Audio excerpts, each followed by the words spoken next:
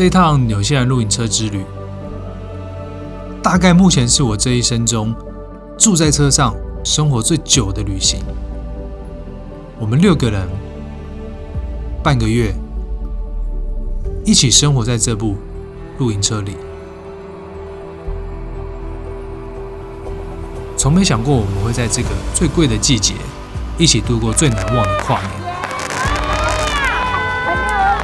纽西兰南岛，我们在这条2800多公里的公路上，走进了南岛最高峰的库克山国家公园，一起玩全世界最高的荡秋千，搭直升机踏上冰川。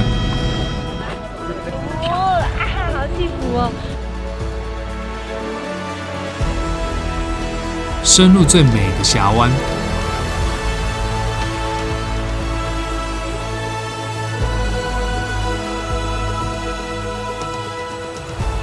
躺在适合宜居的皇后镇草皮上，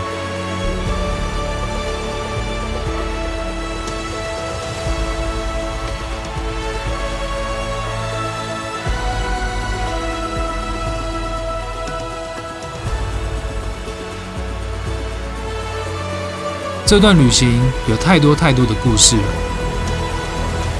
就让我们从租车开始，慢慢的展开吧。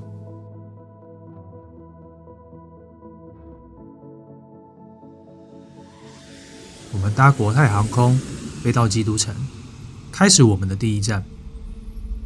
我先在 Motorhome Republic 预定我们的露营车，大家可以在这里找到自己想要的2人、4人、6人的露营车型。到了纽西兰了，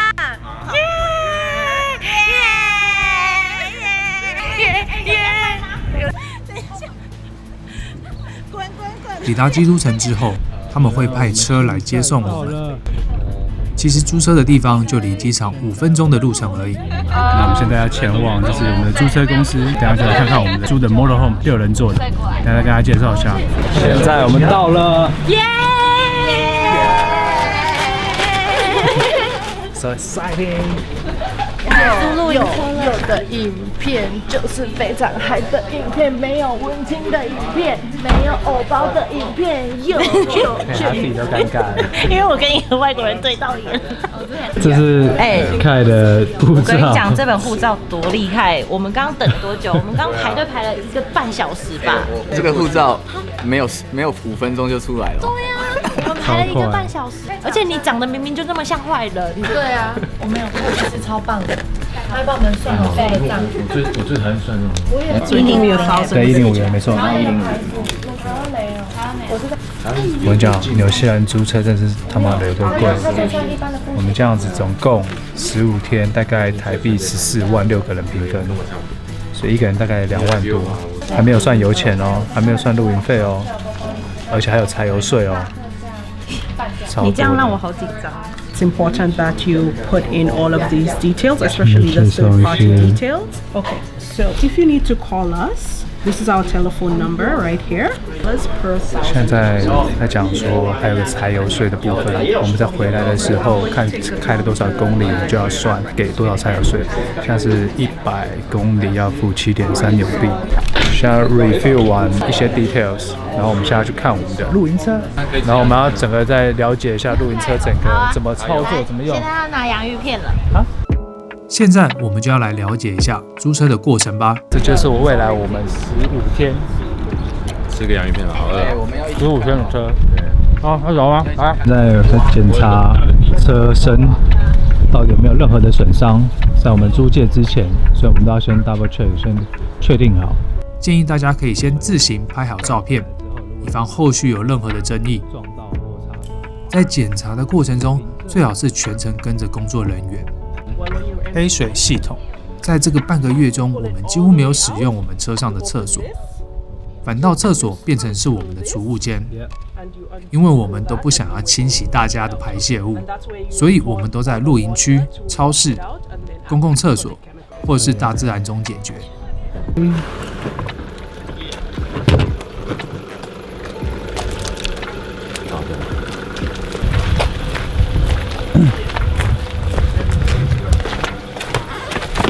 看到这个放到一个这个 dump point for toilet waste。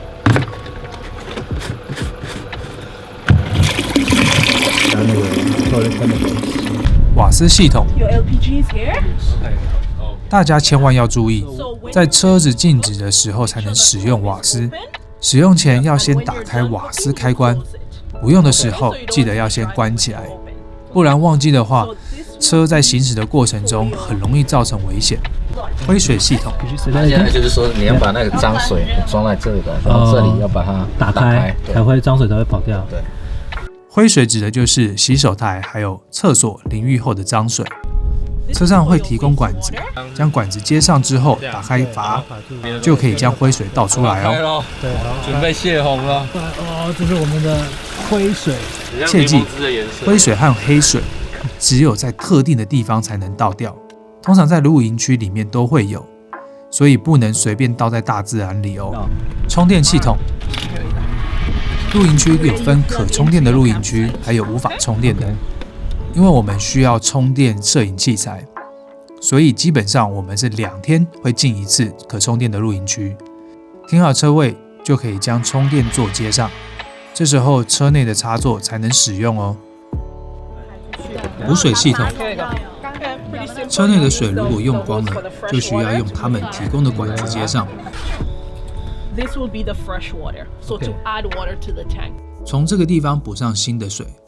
虽然纽西兰的 fresh water 都是可以直接喝的，但我们还是经过煮水后才会饮用，毕竟里面的管线有多久没清，我们都不知道。酷！这半个月的家！Party， 要睡哪？这里可以，上面2个，这里也可以做2个，然后这里有2个。厨房系统，我们这台有2个瓦斯炉，一个烤箱，一个微波炉，还有一个冰箱。所有的餐具皆有提供，所以基本上厨房的部分都是应有尽有，只需要自己先购买食材。水电监测系统，在这边我们可以看到这台车的电量剩多少，还有 fresh water 还有灰水的含量，以及一些暖气、冰箱等等的开关。我们都可以在这边做检测，还有开启。建议大家刚到的时候要租车的时间，可以抓1个小时半到2个小时哦。接下来我们要前往 Lake Tekapo， 我们要在 Lake Tekapo 住上纽西兰的第1晚。在这之前呢，我们要先去超市好好补上我们这3天的食材。来这边租露营车真的要问得非常仔细，刚刚连一个门那种锁起来我们都没问，然后现在弄老半天，大概弄了快半个小时吧。没关系，学习。现在是自己教自己这台车子。对，希望大家租露营车的时候可以遇到很专业的人，像我们是遇到菜鸟。纽西兰的超市主要有这几间 ，Pick and Save 是最便宜的，但在郊区还有观光景点比较不常见。而 Foursquare 是比较容易在偏僻的地方看到哦，在价格上也是最贵，而且也是最少东西的。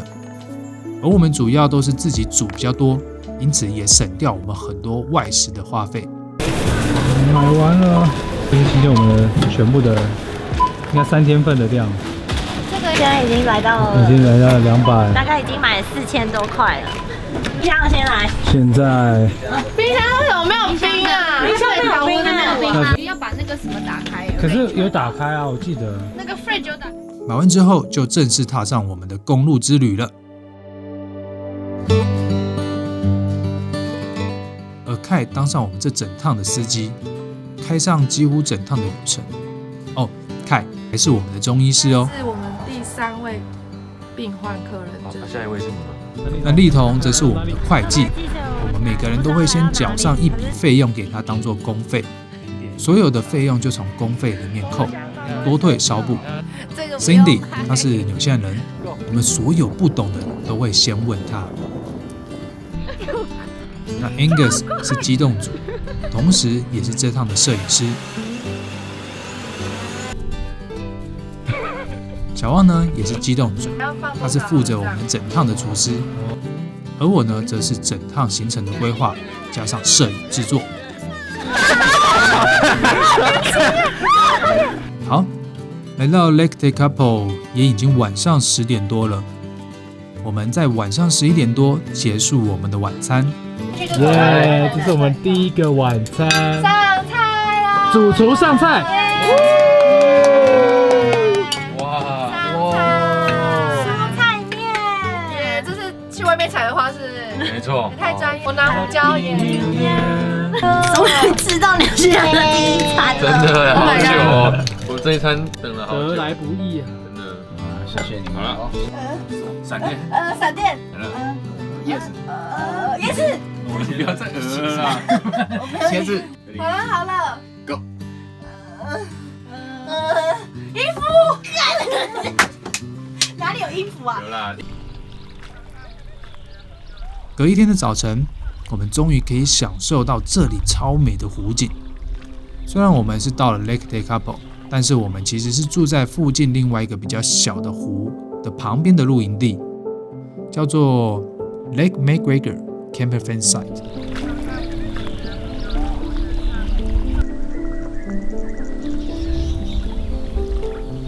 在这个营地，你可以选一块树荫下，或是像我们一样选一张桌子坐下来，在户外享受阳光，还有湖边早餐。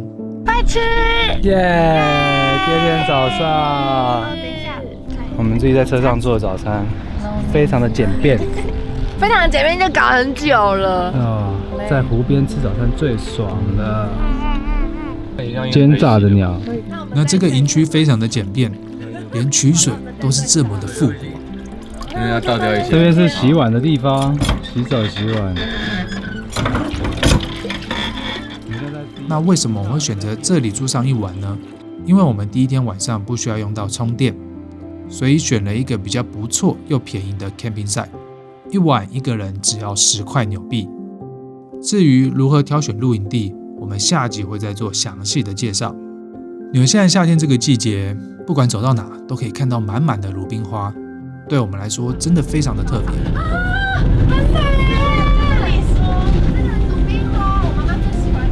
话说这个蒂卡波湖真的不是一般的蓝啊，我们从 Google Map 上面就可以很明显的看得出来，这湖的颜色不是假的。而这个蒂卡波湖来自于北部的哥德利河，河的源头呢就是更北的南阿尔卑斯山脉的冰川。冰川融化之后，周围的细沙冲刷成粉末，融入湖中，在大太阳的照射下，就会形成今天这样的牛奶蓝。基本上没有太多行程的我们，就是随意想去探索就去探索。于是我们换上泳装，准备来尝试一下蒂卡波湖的水到底有多冷。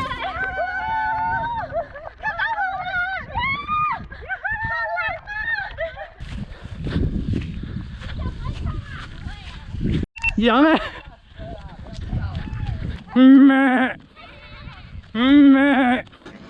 尿尿你啊！虽然现在是纽西兰的夏天，但不夸张，这个水超级冰，超美的。不过还是无法浇灭我们下水玩的热情。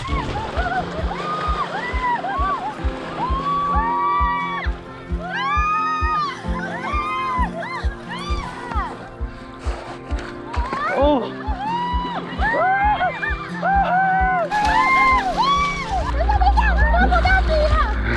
不救你！哎，你很坏，你超坏的！看，干嘛？之后不会再来了。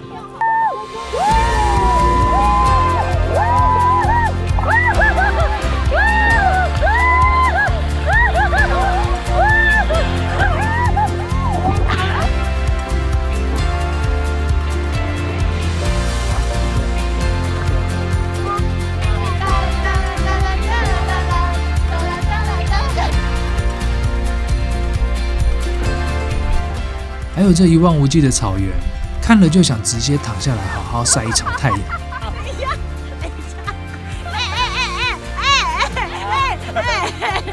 看这群人超变态的，Angus可以说话吗？Angus不讲话超恶的。我在捕捉自然的画面，那该叫。我尽量躲起来，不要让你们注意到。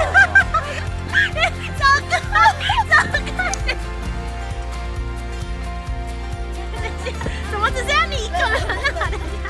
又有变态的摄影师，他太抢戏了啦！在纽西兰每年的春夏交际，也就是11月底至12月初，大概有3个礼拜的花期，而蒂卡波湖就是一个非常有名的鲁冰花打卡圣地。没有，你们这样也，这里有赢过美国跟加拿大，就不要去加拿大了。没有，你们这样也很美。快点来！ 2、1 ，Go！ 1、2、3。结束这趟鲁冰花奇遇记之后，我们继续踏上公路。不过纽西兰很恐怖的是，每条路都太美了，都想停下来拍上几张公路照片，尤其是前往 Mountain Cook 的路上。很建议大家，如果来露营车公路旅行的时候，不要给自己排得满的行程。既然是来旅行，就给自己多一点未知的惊喜吧。所以我们又停下了车，好好的来记录几段我们公路上面的回忆。好，我看一下。抵达 Mountain Cook 的山脚下之后，我们把车停在这个 White Horse Camping Site， 而这个 Camping Site 呢，是我们隔天晚上会回来住的地方。今天呢，我们只是暂停一下。在 Mountain Cook 这里有很多的健行步道，因为我们抵达的时间已经比较晚了，所以我们今天就先选择 Kia Point 来走。Kia Point 是库克山热门的步道之一，而 Kia Point 的最大优点是步道平缓，而且路程比较短。你好像海盗，什么贼哦！对于时间有压力的人，或是有携带长辈、小孩的人来说，是一个不错的选择。不过建议大家，即便这里是夏天，但在这里从山谷吹下来的风也是冷飕飕的哦，所以建议要多带个保暖防风的外套。有一个人一直叫我敷火山泥，因为我刚刚受伤，就是他啦，屏东来的。哦，这个超细，这比阳明山的还细，赶快带回去。我跟你讲，晚上不要跟我抢。看他的脸，不知道在干嘛。有一个，这有一个怪叔，我拍到了，全部人都不可以乱转。你录他屁股，我录了，不要转过来。我想。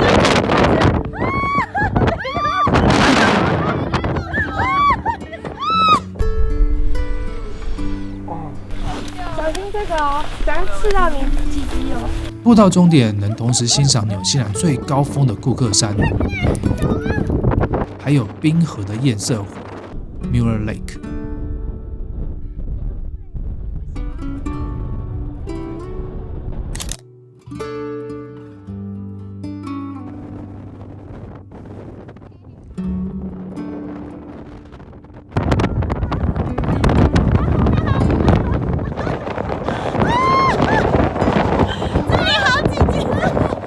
现在我们要往回开，准备去我们今天要住的露营区。